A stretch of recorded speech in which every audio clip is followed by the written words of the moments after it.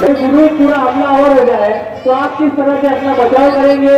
ये मुदस्सिर अहमद यहाँ पर अपने फंड का मुजाहरा पेश कर रहे हैं। उनका कहना है कि मैदान में आ गए हो तो फिर खुल के बात हो, मैदान में आ गए हो तो फिर खुल के बात हो। मैं तो अली के साथ हूँ, तुम किसके साथ हो?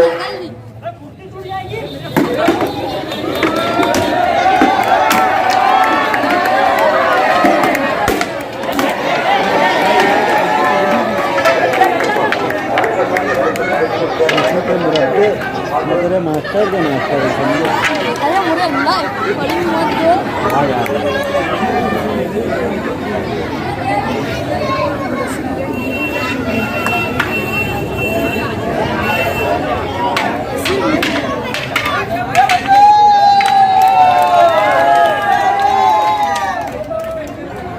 लाठी का बेहतरीन मुजाहिरा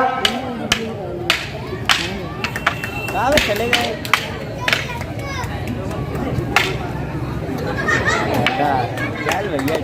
बेहतरीन मुजाहिरा किया यहाँ पर मुदस्सिर ग्रुप से। 2 डंडों और एक बैठी के साथ यहाँ पर अपने फन का मुजाहिरा करने जा रहे हैं।